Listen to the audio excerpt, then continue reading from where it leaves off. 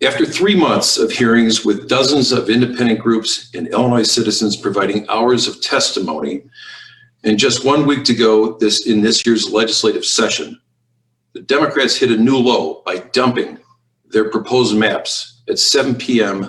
last Friday evening. They did so to give the public, the advocacy groups, and the media, and most certainly the Republicans, zero opportunity to react. The initial maps were submitted were nothing less than a kindergartner's artwork.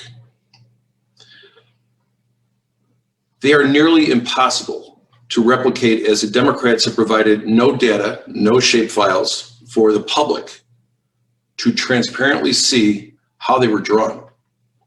Make no mistake, these maps are drawn solely for the Democrats to maintain their political power in the state of Illinois.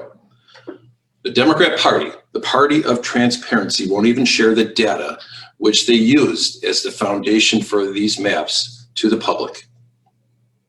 They scheduled 4 public hearings this week, 2 of which are in the same day, in an attempt to ramrod these maps through the General Assembly before May 31st. What we've seen here today is the lowest of lows for the House Democrats, which quite frankly, I did not think was possible after Mike Madigan disappeared. But as Speaker Welch said in January, it is a new day. And that new day is worse than what we witnessed under Madigan. These maps are the perfect example of why the Independent Commission is the only answer to the crises. Countless Democrats, current members of the Illinois House, pledged publicly that they support an independent commission to draw these maps, including Speaker Welch. 31 House Democrats voted for an independent map constitutional question just a few years ago. They did their victory laps, they sent out their press release and talked about how transparent they were and that they were public officials for the people. But where are they right now? Where are they right now? They're sitting silently while the transfer of power from Madigan to Welch continues to drive corruption further into our state government. Thank you. Now, before I send this over to Tim Butler, I want to direct this to Governor Pritzker. It's now up to you to keep your promise. Veto this map on behalf of the 13 million Illinoisans you represent. Now I'd like to turn this over to our spokesman, ranking member on the House Redistricting Committee, Representative Tim Butler. And appreciate the opportunity to be here again today through a Zoom news conference. My name is Tim Butler. I'm a state representative in the 87th District. I live in Springfield. I'm the spokesperson on the House Redistricting Committee. You know, every committee hearing that we've had in the House, whoever has chaired the proceedings has said the exact same thing every time. House Democrats are dedicated to transparency and public participation in the redistricting process. What has happened over the last several days is the opposite of transparency. To have maps in a PDF format, straight out of 1990s clip art, released on Friday night at 7:30, and then to be followed up late Sunday with a Google map, really does nothing for transparency. These maps were put out without any data. I have asked, all our members on the committee have asked, Leader Durkin has asked, where's the data? Where's the data, Democrats? They released these maps without any data whatsoever, knowing that American Community Survey data is not the data that is needed to draw the new boundaries for legislative maps. We need the decennial census data that won't be out until August to be able to draw these maps. Frankly, these maps make a joke of the redistricting process, and they're a slap in the face of the public who have been demanding fairness and openness to this process.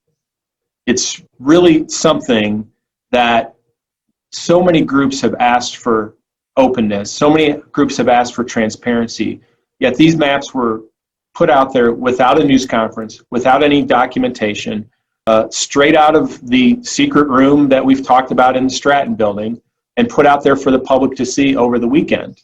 And now we're going to have a hearing starting tomorrow on it, when nobody really knows how these districts were made, what the data has gone into them. We don't even know if the districts contain the right population to be able to be drawn correctly. I think it speaks volumes that the majority continues to refuse to answer questions about the data. It's a mockery of the process. It's why we have called time and time again for openness and fairness and a redistricting commission that many of us have championed in a bipartisan way over the last decade. And remind you, we went to bat for a redistricting process when we had a Republican governor as well. So today, I call on the governor to veto these maps, which were drawn unfairly in a manner that we don't even know what the data is, and it's obvious that they're for partisan political gain. The governor has pledged to veto a partisanly drawn map, and what we have here today and what we will have at the end of the week, I'm sure, is a partisanly drawn map. Now I turn it over to my fellow House Redistricting Committee member and member of our leadership team, Representative Avery Bourne. Good morning. I'm State Representative Avery Bourne. I represent the 95th Legislative District, which includes all or portions of Christian, Montgomery, Macoupin, and Madison counties, and I live in Morrisonville. I'm here today to reinforce what we've heard really over the last months, but particularly over the weekend from community groups and Illinois residents who are extremely concerned that their voices were not heard in the development or in this resulting new legislative map proposal. Late Friday, as has been mentioned, we saw a new map proposal released by Democrats that we still don't know what data they used or what process they used to reach this result. A flawed process produces a flawed product, which is exactly what we have in these new maps. These new maps were allegedly used or created using the American Community Survey data. We're not sure what else. And over 20 advocacy groups over the weekend have put out a statement talking about how this is an undercount of Illinoisans, and as Representative Butler said, a slap in the face to any kind of fair representation. If we aren't counting all of Illinois' residents, the map is inherently flawed, and we are not adequately representing them in the legislature. This error in their process will have lasting effects on Illinois residents if it's allowed to pass, which is why I'm again calling on Governor Pritzker. This is a flawed process. You must uphold your pledge to veto this map. With zero trust in the ACS data or in the Democrats' backroom process, there can't be any real faith in the resulting map. Every Illinoisan has a right to fair representation, and their voices cannot be ignored. We've seen that their voices throughout this redistricting process have been ignored, which will result in 10 more years of their voices being ignored in the legislature. People deserve to be counted, and these maps do not show that. We have other options. The ACS data and a fast-tracked map by the end of May 31st is not the only path forward. So instead of Democrats doubling down on bad data and a bad process, we should consider, as we have all pushed for, a new and more independent way forward to do this process the right way. I will now turn it over to my colleague and fellow redistricting committee member, Representative Dave Severn. Thank you, Avery. I appreciate that. I'm Dave Severn from the 117th District, State Representative. I live in Benton, and I represent the Franklin, Williamson, and Hamilton counties.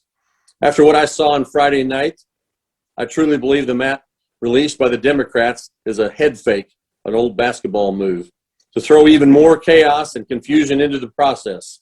We've seen this show before. 10 years ago, the Democrats released a legislative map that caused chaos and confusion and backstabbing and backroom deals. That's what they're trying to do here as well. As a candidate for governor, J.B. Pritzker pledged to veto an unfair map drawn by politicians. He's now signaling that he'll break that promise and sign off on a map drawn for the politicians by the politicians.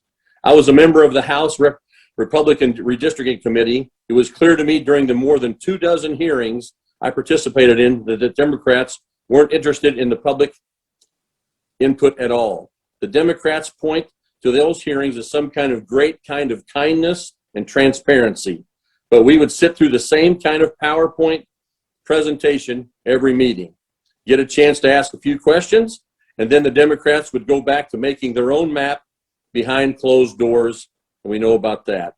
We really are missing two key components we need to even begin drawing fair maps. First, the politicians need to be taken out of the process. An independent commission has been supported by both sides of the aisle. The governor previously said he supported using an independent commission. We don't have one, we need one. Second, we don't have the census data that we need to draw the accurate maps yet. What data is even being considered, or what to make the maps we saw? We have no answers to these questions, and we're a week away from having those answers, even if we get them. The Democrats' remap chair, Representative Hernandez, has said many times that they're using American Community Survey, better known as ACS data, input from legislators and other sources without identifying what those sources are. The map itself looks like a watercolor painting. You may see the back of Representative Bourne's son's drawing here in a little bit. It's really kind of an insult of the people of Illinois that the Democrats would release a map with so little detail and so little explanation as to how they even achieved the lines you can decipher from the pictures I've seen. We need the public's input in this map if we aren't going to go to the independent route. Democratic politicians picking the Illinoisans that will be their voters for the next decade behind closed, locked doors in Springfield, dropping the map at 7:30 on a Friday night is just about as Illinois as it gets. The governor needs to take the lead on this, follow up on his pledge to veto this politician-drawn map, and engage with the legislator in a bipartisan manner to draw their fair maps. And I'll now turn it over to my colleague to bring it home, Representative Ryan Spain. Well, thank you very much. My name is Representative Ryan Spain. I live in Peoria. You may remember an infamous Illinois political leader, Mike Madigan. That's a blast from the past, but the Madigan playbook still lives on here in the state of Illinois. And even though Mike Madigan was removed from power by his own caucus back in January, they didn't part ways with the Madigan playbook. And we have seen this play out time and time again. This is the Madigan fair map fake out. There's a few steps to how this works, and I'd like to go through them. They're pretty simple, actually. Step one is to block reform. This phase of the Madigan playbook takes place years ago when Madigan, not once, but twice, blocked citizen-led redistricting reform proposals in 2014 and 2016. The powerful speaker called in his top enforcers to ensure that these citizen-backed reforms did not become law, setting the stage for our map-making process now in 2021. Remember, it was Madigan's hand-picked justice on the Supreme Court who delivered the majority opinion to block fair maps and independent redistricting reform in 2016. He also has blocked me and other members of the legislature from moving forward with our own efforts to change the state constitution in the Illinois General Assembly. Step two, draw the maps behind locked doors. Once you've blocked all of the citizen and good government reforms, the next step is to dust off that old map-making room. Make sure you clear out all the old furniture and install expensive new locks on the doors so you can begin drawing the maps in secret. This phase begins regardless if data is even underway to draw the maps, because ultimately it doesn't matter to Democrats that we actually use real data to draw maps. In fact, as we saw from the maps dropped on Friday, the only thing that seems to matter are the home addresses of incumbent politicians so that Democrats can be protected and Republicans can be punished. They invite all Democratic members to enter the secret room and give them a chance to pick their voters, because that's what this is about, finding a way around the democratic process. They can't tell us what type of data is being used or what they're doing in that room. The map is made, after all, to maximize political advantage. It is a rigged process that we've seen time and time again. Step three is the process that we're about to enter now. Limit opportunities for debate. As you go about the process of building this map, you have to promise that you will value transparency and public input, and that you will allow the public early access to maps so that they can have a full opportunity to review and make comments. But as we've seen before, and as we are seeing now, this is an easy promise to break. As we saw last week, the best chance for success is to drop a map late in the evening on Friday night and hope that the general public is not paying attention. And next, we will see Democrats limit debate and give the public as little notice as possible about the hearings that will take place tomorrow and Wednesday. Step 4 is the final and last step, which will be to pass this map at the 11th hour at the end of May. So once you've allowed less than 1 week of public comment period, you can now pass the maps at the 11th hour. We'll probably see these maps pass late in the middle of the night with all sorts of other bad policies and previous actions that we've seen the General Assembly use to avoid controversy and public review. This is what we see happen again and again. And we know that Democrats will blame the swift passage on the deadlines that are approaching at the end of June to pass a map by the legislature. But the end of June is not the deadline for when a map must be passed at all. It's when Democrats would lose total unilateral control over the process.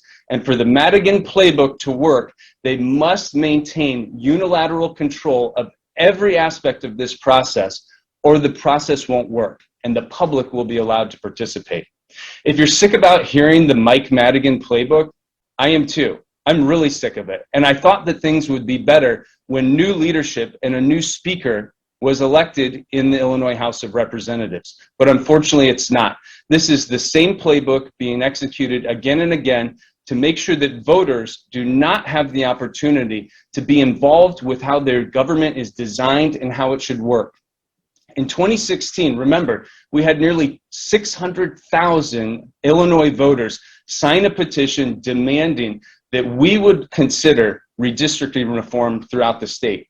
This measure was thrown out by Madigan's favorite judge on the Supreme Court, Tom Kilbride, after Commonwealth Edison executive brought the suit to the Supreme Court. This was John Hooker, who is now one of the 4 individuals involved with ongoing activities with the Justice Department and the corruption case regarding public official A, Mike Madigan. So the culture of corruption continues. But I want everyone to know this is many, many, many years in the making, not just a Friday night news dump, but a carefully orchestrated campaign to make sure that all voters in the state of Illinois are denied the opportunity to be involved in building a better government and solving problems. Thanks for watching, and if you haven't already, please consider subscribing to our channel.